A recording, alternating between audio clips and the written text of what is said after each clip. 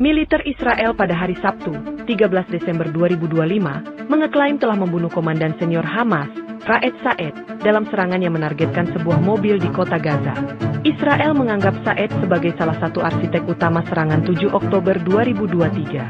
Jika terkonfirmasi, kematian Saed merupakan pembunuhan tokoh senior Hamas paling terkenal sejak gencatan senjata dimulai pada bulan Oktober. Perdana Menteri Benyamin Netanyahu dan Menteri Pertahanan Israel Katz mengatakan serangan ini adalah balasan atas serangan Hamas sebelumnya yang melukai 2 tentara Israel.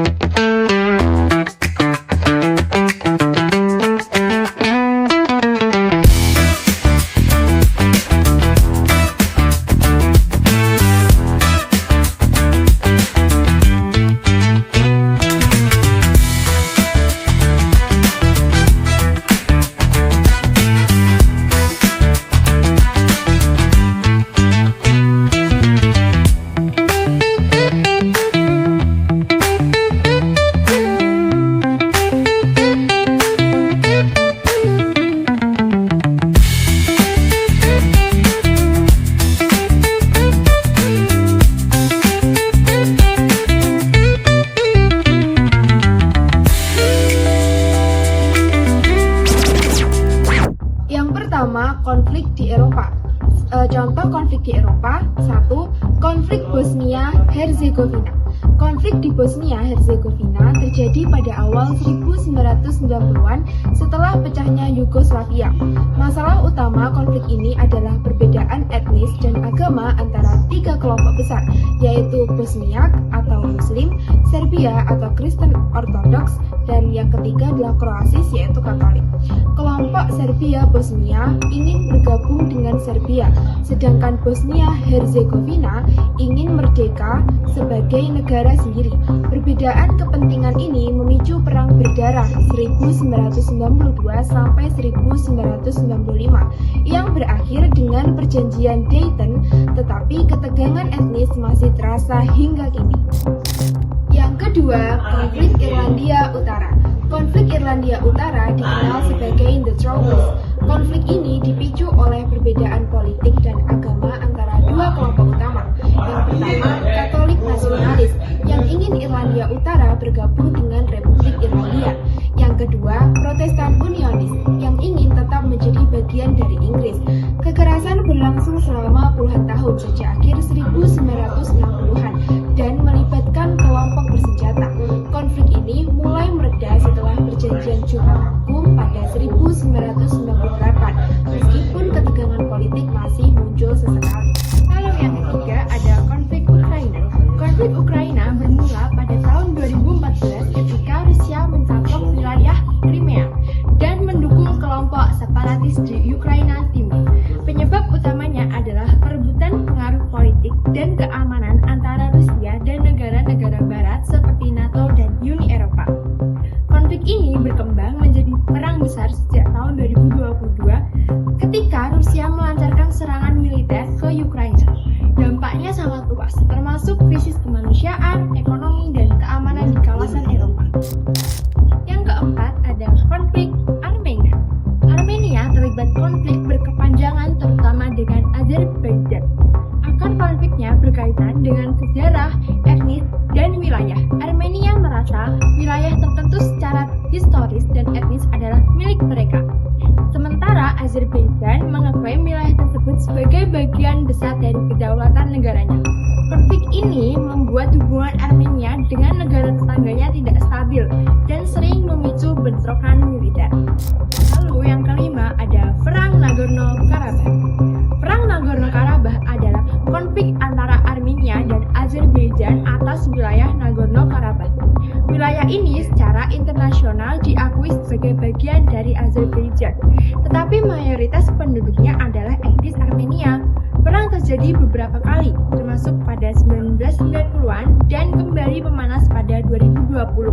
Konflik ini disebabkan oleh klaim wilayah, perbedaan etnis, dan nasionalisme serta campur tangan kekuatan luar. Kedua kedua adalah konflik Amerika Latin. Pertama adalah negara Kuba. Pada awal mula konflik, hubungan Kuba-AS memburuk setelah Fidel Castro atau pemimpin Kuba melakukan reformasi agraria dan menasionalisasi perusahaan asing yang membuat AS membalas dengan embargo ekonomi. Kemudian AS pada invasi Teluk Babi 1961 melakukan upaya untuk menggulingkan Fidel Castro yang gagal total. Malahan mendorong Kuba untuk mendekat dan beraliansi dengan Uni Soviet. Kemudian pada krisis misil Kuba pada 1962, puncak ketegangan perang dingin akibat penempatan rudal nuklir Soviet di Kuba diselesaikan dengan penarikan rudal Soviet dan janji AS untuk tidak menginvasi Kuba pada saat itu. Exodus Marial 1980, perpindahan massal 125.000 warga Kuba ke AS akibat krisis ekonomi. Dua adalah Brasil. Pada masalah politik, pemerintah membubarkan Partai Komunis Brasil pada 1947 karena dianggap sebagai ancaman. Namun, gerakan tetap berjalan di bawah tanah. Masalah perbatasan laut wilayah yang sulit diawasi menyebabkan sengketa wilayah, penyeludupan, dan imigrasi ilegal dengan negara tetangga mereka. Kemudian pada krisis energi, Brasil mengalami krisis karena terlalu bergantung pada minyak impor sebanyak 45%. Pemerintah merespon dengan mencari mitra dengan dagang baru dan mengeksplorasi sumber daya minyak pada laut pantai lepas. Ketiga, Meksiko pada era Presiden Jose Lopez Portillo. Reformasi politik Portillo melakukan reformasi pada 1978 yang mengizinkan partai oposisi dan komunis untuk duduk di parlemen. Kemudian, ekonomi minyak, yaitu penemuan ladang minyak besar di Tabasco dan Chiapas membuat ekonomi Meksiko melonjak menjadi eksportir minyak dunia. Kemudian politik luar negeri Meksiko menerapkan diplomasi bebas, memperbaiki hubungan dengan AS, namun tetap mendukung Kuba dan gerakan revolusionernya di Nicaragua. Yang keempat, Bolivia. Bolivia adalah negara kaya sumber daya alam tetapi lemah dalam kualitas sumber daya manusia dan ekonomi, sehingga berpendapatan per kapita sangat rendah. Contohnya, konflik Bolivia-Brasil. Terjadi sengketa batas wilayah, diselesaikan lewat diplomasi yang menghasilkan perjanjian Petropolis. Dan konflik Bolivia-Paraguay, Perang Chaco tahun 1923. Kelima, konflik Kolombia-Venezuela. Awalnya satu negara, lalu berpisah. Hubungan memburuk karena perbedaan ideologi politik, yaitu Kolombia pro-Amerika Serikat dan Venezuela di bawah Hugo Chavez menganut sosialisme dan anti-AS. Penyebab utama konflik adalah Kolombia mengizinkan pangkatan militer AS di wilayahnya dan Venezuela mendukung FARC, kelompok pemberontak sosialis di Kolombia. Pada 7 Maret 2008, kedua negara sempat berdamai lewat pertemuan diplomatik antara Chavez dan Presiden Uribe. Tetapi ketegangan tetap ada karena Venezuela masih menempatkan pasukan di perbatasan. Contoh beberapa konflik di Asia Tenggara. Yang pertama ada konflik Kamboja, perang saudara sejak 1960-an yang melibatkan Kamar Merah berideologi komunis dan campur tangan negara asing. Yang kedua ada Malaysia dan Singapura, sengketa Pulau Batu Putih karena klaim pengelolaan mencuat diselesaikan lewat ICC. Yang ketiga ada Malaysia dan Thailand, konflik hak lintas batas wilayah diselesaikan melalui kerjasama kedua negara. Lalu yang keempat ada Malaysia dan Filipina, sengketa wilayah Sabah yang mereda setelah Filipina melapat tuntunan tahun 1970. Yang ketiga adalah konflik di Asia Tenggara. Konflik di Asia Tenggara banyak terjadi karena batas wilayah peninggalan penjajahan yang tidak jelas. Perbedaan peta dan perjanjian lama menyebabkan sengketa wilayah antar negara ASEAN serta diperparah oleh konflik internal dan campur tangan negara asing. Konflik di Asia Selatan. Yang pertama ada Bangladesh. Konflik politik antar partai menyebabkan ketidakstabilan dan kemiskinan, namun melahirkan solusi microfinance untuk membantu rakyat. Yang kedua ada Kashmir. Perebutan wilayah antara India dan Pakistan serta Cina yang dipicu sejarah pemisahan wilayah dan diperparah persaingan nuklir. Yang ketiga ada terorisme. Aktivitas Taliban dan Al-Qaeda di Pakistan dan Afghanistan menimbulkan kekerasan, intervensi asing, dan krisis kemanusiaan. Yang keempat ada India dan Bangladesh. Konflik pengelolaan sungai Gangga akibat pembagian air yang tidak adil menyebabkan banjir dan kekeringan di Bangladesh. Yang keempat ada konflik di Asia Selatan. Konflik di Asia Selatan terutama disebabkan oleh warisan kolonial Inggris yang meninggalkan batas wilayah tidak jelas dan memecah kelompok etnis serta agama. Faktor lain yang memperparah konflik meliputi ketimpangan kekuatan antar negara, perebutan wilayah, persaingan senjata nuklir, kemiskinan, serta radikalisme dan terorisme. Selain itu, ketidakstabilan politik dan kecurigaan antar negara pasca kemerdekaan turut memperpanjang konflik. Kelima, konflik di Afrika Tengah memerlukan penyelesaian melalui penegakan hak asasi manusia dan keadilan sosial.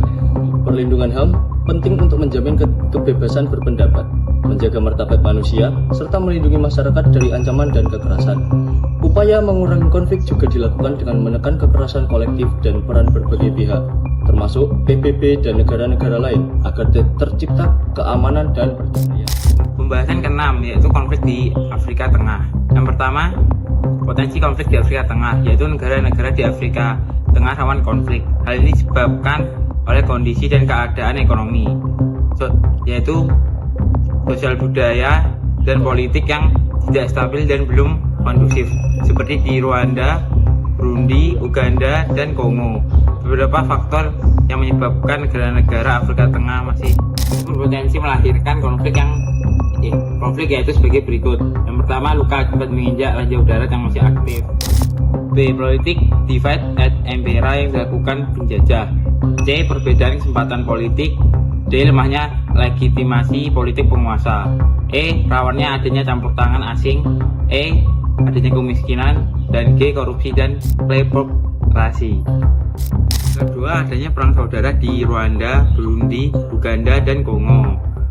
Yaitu konflik di Rwanda dan Burundi berakar dari warisan kolonial Belgia serta pertentangan etnis antara suku Hutu dan Tutsi.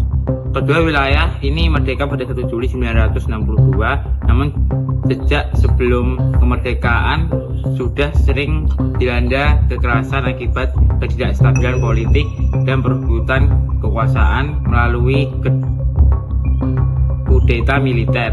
Di Burundi, konflik memuncak pada tahun 1993 ketika Presiden Melchior Ndadaye dari suku Hutu terbunuh, yaitu memicu kekerasan besar-besaran dan menewaskan puluhan hingga ratusan ribu orang.